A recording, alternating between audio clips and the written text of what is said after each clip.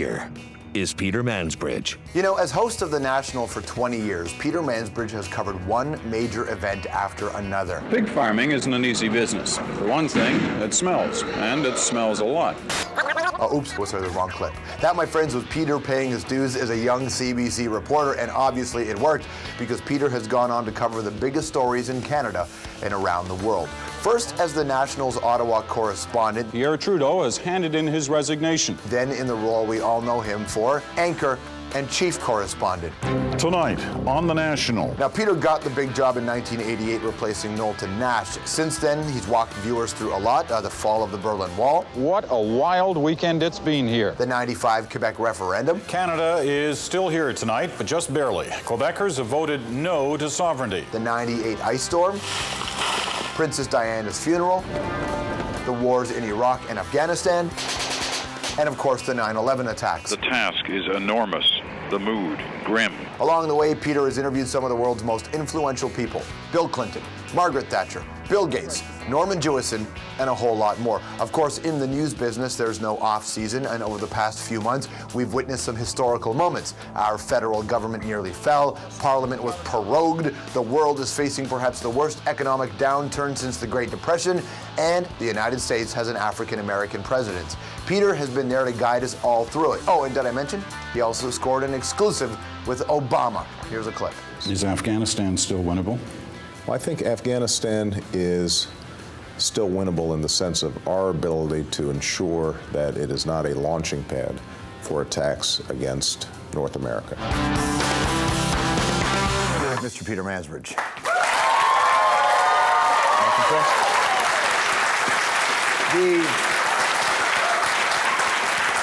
You know, if you think about a couple of decades as being the anchor of the National, an awful lot can happen in the world, but just the last 6 months. Two wars, an African-American president, a parliament was prorogued, a coalition was almost formed. It's It incredible. never stops. I mean, that's the news business, right? But you're right, the last 6 months, even the last 10 years, it has come at such rapid fire pace. There's a new challenge all the time. Now we're in the midst of the biggest economic slump that any of us have seen or witnessed, or tried to figure out how to cover. I mean, it's an amazing story. I wonder how you do cover this, especially because you know that you're going to have to cover it every night for a year, or at least a year. Well, people are riveted by the story. That's the first thing we understood when, I guess it was about between the middle of September and middle of October where it really started.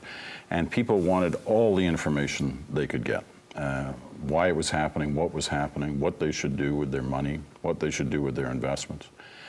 And so that's been incredibly challenging to us, but at the same time, you know, we ask ourselves, you know, are we contributing to it by, you know, highlighting the drop in the Dow every night and the TSX? But you can't ignore these things. Right. It's very challenging. You're dealing with, in so many cases, you know, people's jobs, people's lives.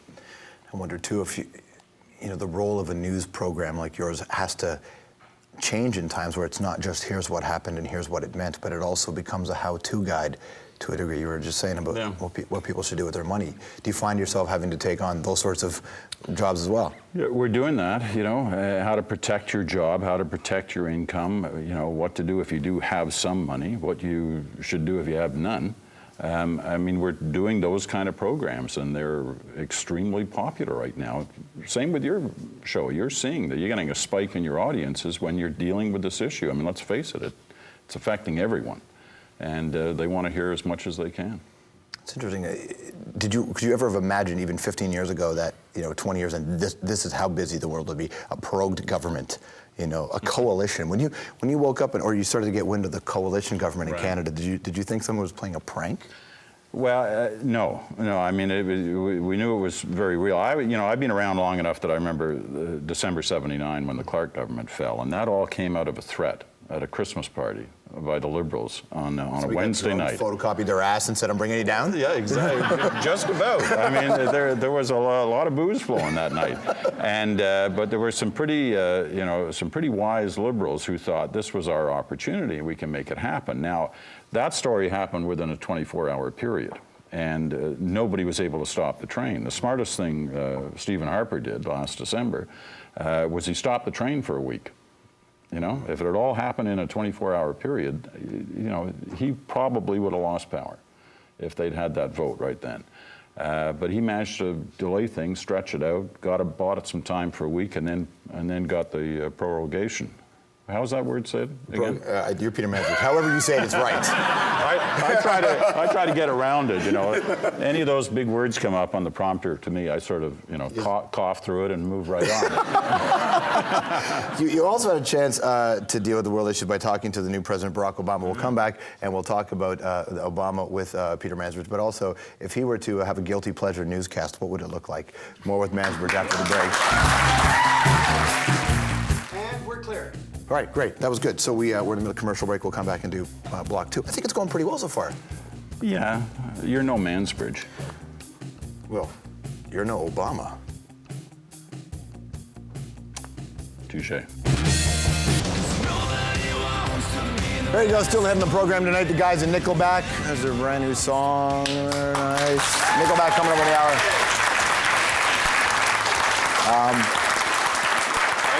You just met them, right? I did. I just met them in your green room. Big thrill, Nice, you know, for me.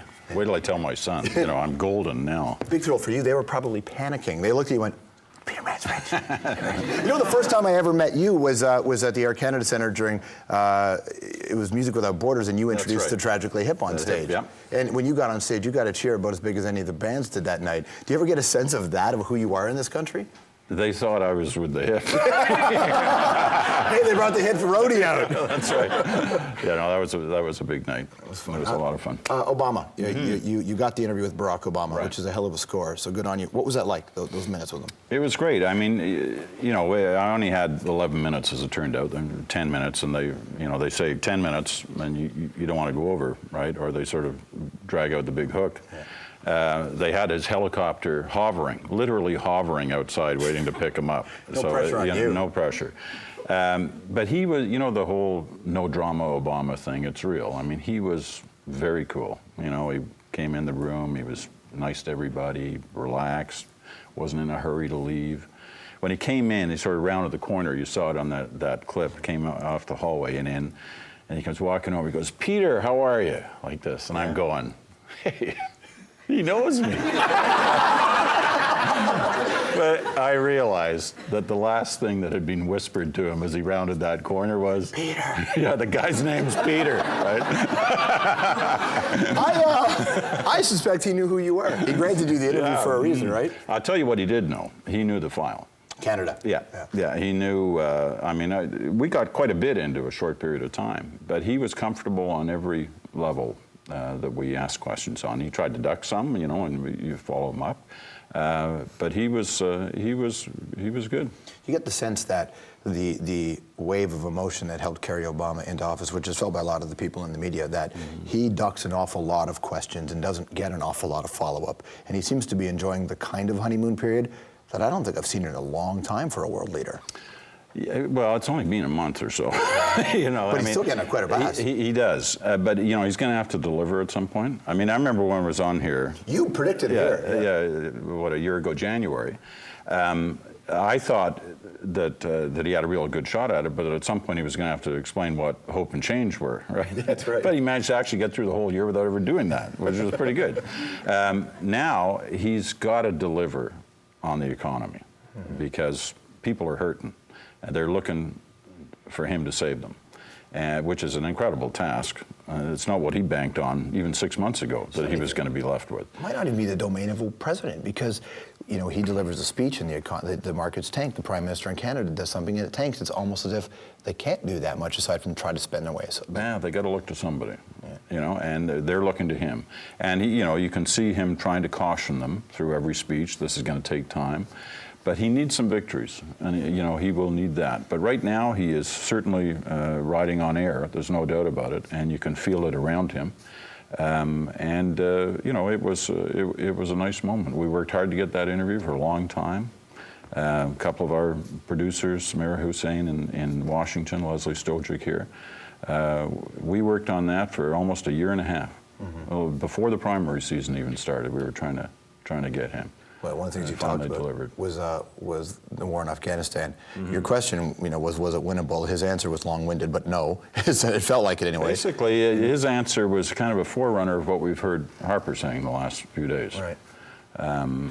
Some things about this are not going to be winnable. But the thing is to try and put in a government in place that's going to have certain fundamental philosophies that are the same as Ottawa and Washington's. They're not there yet. I mean, there's all kinds of problems there, as we all unfortunately know. Yeah, like you said, Harper's starting to talk that way now, speaks that way. Do you think that Stephen Harper has sort of settled into this role now because he has to be the guy that deals with the president again, and now that he's seemingly quieted down the House for a while? Yeah, except it's funny, I just in the last couple of days, that old streak of his partisan nature has come back, and he's taunting the opposition, which can only mean one thing. They're showing him internal polls that say, hey, everything's going good. Yeah. But it's when he goes like this that things sometimes seem to have soured on him in the past. So it'll be interesting to see how this plays out. I was thinking in the last few weeks that we're probably in for a run at least through this year before another election, but who knows, right? Who knows? Michael Ignatieff, you've covered a lot of Liberal leaders in your career, and they used to say that if you were the Liberal leader, there was a really good chance you were going to be the Prime Minister. Yeah. What do you think of the current state? Well, he hasn't been in an election yet, so we'll see what happens. He changes the dynamic somewhat. There's no doubt about that. I mean, Dion is one of only a few, if not the only, person who has been leader of the Liberal Party and not been Prime Minister. So, it's Ignatieff's odds that way are good, but Harper's won a number of times now already, but he doesn't have his majority. We're in interesting times. I wonder if Canada's changed. I mean, we know that the dynamic has changed and the population has changed, but if Ottawa still runs one way and the Canadian people have changed around them and they haven't quite caught up to who we are now and what this current makeup is of the country.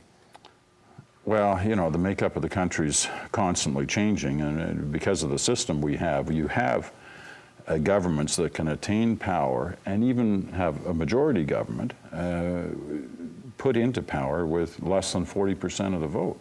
You have an awful lot of people who don't like you. And you're the boss. And you're the boss. And you can be a majority Prime Minister. Incredible.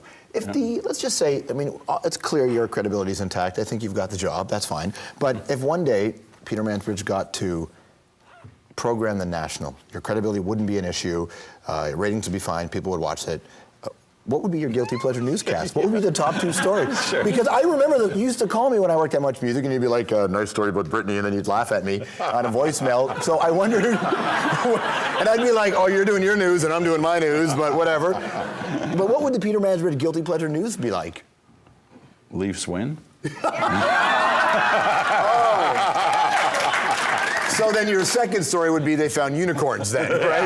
Is that what it would be? Something like that. I can tell you what the show I'd really like to be able to do someday, because the criticism we get all the time is that the show's too negative. We only deal with bad news. Now, we don't only deal with bad news, but I understand where that comes from. Sure. But you'd love to be able to go on the air one night and say, good evening, they've found the cure for what, you fill in the blank. Yeah. That's the day you want to be around for. Have you had those moments in your career where you just like cannot wait to go on the air and tell this story? Oh yeah, lots of times. Yeah. It's a great job because you're dealing with different issues every day. You're meeting different people every day.